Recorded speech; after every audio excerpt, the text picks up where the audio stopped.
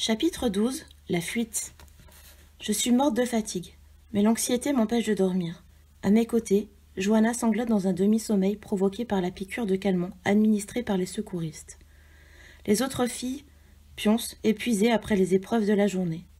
Je me suis débrouillée pour squatter une place près de l'entrée de la tente afin de ne pas risquer de me faire repérer quand je devrais me faufiler dehors le plus discrètement possible. Les menteurs occupent la tente plantée au centre du bivouac, tout près des quads. Après avoir avalé ma ration de pâtes nutritives tout à l'heure, j'ai flâné dans le coin et ai pu me rendre compte que les motos tout-terrain ne nous seraient d'aucune utilité, même si Erwan sait piloter ce genre d'engin, parce que les démarreurs obéissent à un code. Le seul espoir de fuite réside dans la marche. En conséquence de quoi, j'ai ingurgité 2 autres sachets de cette bouffe insipide mais ô combien riche en calories, la part de Samia redistribuée entre les 3 derniers membres de l'équipe. Psst.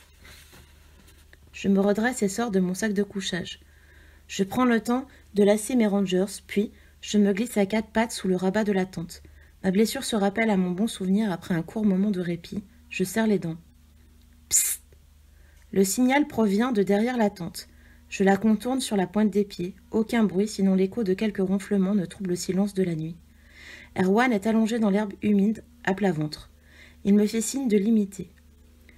Nous nous mettons à ramper dans la direction opposée à celle de la forêt et de la gorge qui a failli être fatale à Samia. Tant mieux, car je n'aurais pas pu franchir à nouveau la faille. Après 5 minutes de reptation, nous nous relevons. Je chuchote pour demander « Tu sais où on va ?» « Pas plus que toi, mais j'ai observé les traces laissées par les quads.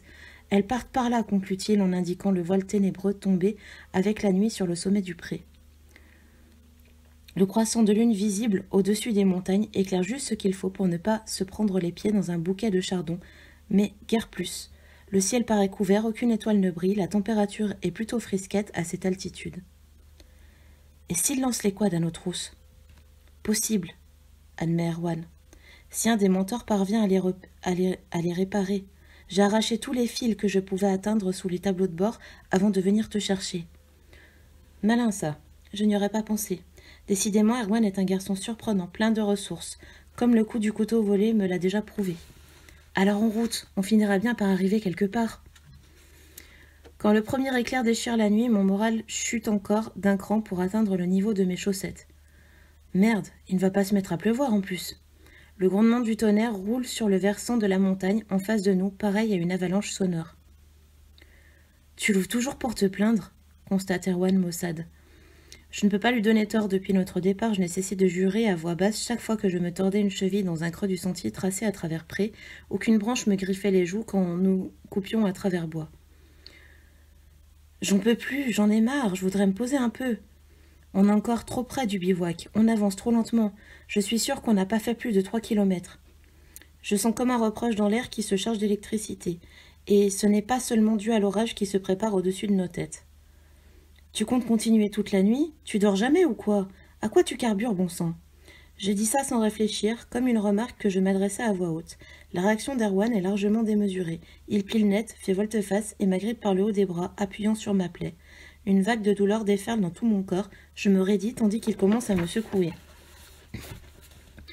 Tu sais ce que c'est ton problème ? Tu crois encore que tout ça est un jeu, pas vrai ? Dans ton petit univers in, tu es persuadé que tu t'en sortiras toujours. Mais pour ceux qui vivent en zone out, les règles sont différentes. Je n'ai pas le droit de m'arrêter et de me faire reprendre par les cinglés du camp, moi. Parce que si ça m'arrive, personne ne viendra jamais m'y rechercher, tu saisis ? Personne. Tu as vu ce qu'ils ont fait à Thomas ? Le gosse n'a pas été choisi pour le programme APO. Par hasard. Alors tu ferais mieux de la fermer, au lieu de parler de ce que tu ne connais pas. Je suis soufflée par cette tirade. Je laisse passer un silence rompu par un deuxième roulement de tonnerre. L'orage approche. Tu veux dire qu'ils utilisent uniquement des jeunes issus des quartiers out pour les APO ? Mais pourquoi faire ? Un putain de lavage de cerveau, un truc dans le genre. J'en sais rien exactement, et c'est pour pas le découvrir que je tiens à me tirer d'ici. Si tu dis vrai, alors les frangines vont y passer elles aussi. Enfin, Johanna, parce que la pauvre Samia ne vivra peut-être pas assez longtemps pour revenir au camp. Baissant d'un ton, Erwan réplique du tac au tac. Crois-moi, je lui ai rendu service.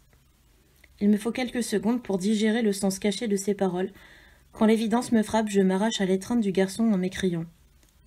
C'est toi qui l'as poussé, c'est ça ? Je nous ai fourni l'occasion d'échapper à la vigilance des menteurs. Sans ça, on aurait eu Patrick sur le dos chaque seconde. Je n'aurais jamais pu lui piquer son couteau s'il avait été dans son état normal. Ferme-la, tu me dégoûtes. Mais fais pas la morale. Tu voulais te tirer d'ici? Moi aussi. Et par tous les moyens. Maintenant, si tu as des problèmes avec ta conscience de petite fille, tu peux faire demi-tour. Moi, je continue. Le salaud. Je n'arrive pas à le croire. Comment a-t-il pu? Même une bête sauvage n'oserait pas sacrifier la vie d'un de ses congénères pour sauver sa peau. Le déluge se répand sur terre au moment où je tourne les talons et me remets à courir. « Lou, reviens !» s'épouma Erwan. En vain, je refuse de rester une seconde de plus en sa présence.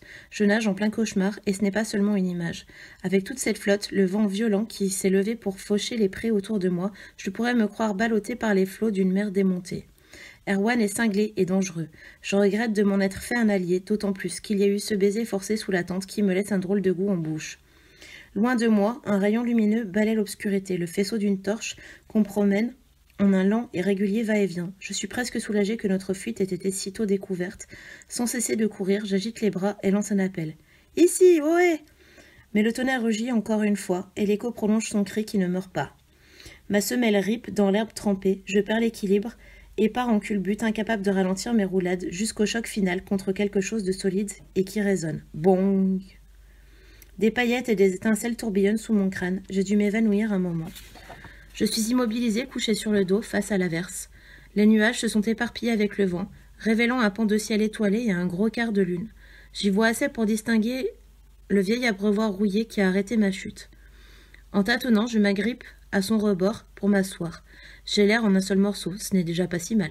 « Non, lâchez-moi » La voix d'Erwan, déformée par le vent, par la peur, le faisceau de la torche réapparaît une centaine de mètres en contrebas, éclairant une demi-douzaine de silhouettes de taille modeste, dominées par la grande carcasse échevelée d'Erwan. « Barrez-vous! Je reviendrai pas avec vous, je planque le dernier qui me touche !» Je devine, puisque je l'entends vraiment, le déclic du cran d'arrêt quand il brandit le couteau de Patrick sous le nez de ses adversaires, qui restent sans réaction. Cela me renseigne sur leur identité. Seuls les APO possèdent cet étrange flegme à toute épreuve. Lentement, ils se déploient et encerclent leur proie. Erwan est comme possédé. Il tourne sur lui-même, menaçant les gamins de sa lame en poussant des hurlements. Tout ça va mal finir. Correction. Encore plus mal finir. Les APO resserrent le cercle, pas après pas. Erwan se retrouve face à la plus petite silhouette, Thomas, certainement. Horrifié, je vois le bras armé d'Erwan se lever, prêt à frapper. Il ne va quand même pas... L'orage redouble soudain de violence. Un éclair embrase une portion de ciel rapidement, suivi d'un craquement sinistre de la foudre. Thomas et Erwan paraissent statufiés. « Je reviendrai pas là-bas. Vous direz à ces ordures qu'ils me transformeront jamais en zombie. Jamais !» Le geste d'Erwan est si rapide que je crois un moment l'avoir juste imaginé. Puis il s'écroule. Le front enfoui dans les hautes herbes, aux pieds de Thomas, impassible, comme les autres APO. Qu'est-ce que les menteurs ont pu leur faire subir pour qu'ils assistent indifférents au suicide d'Erwan ?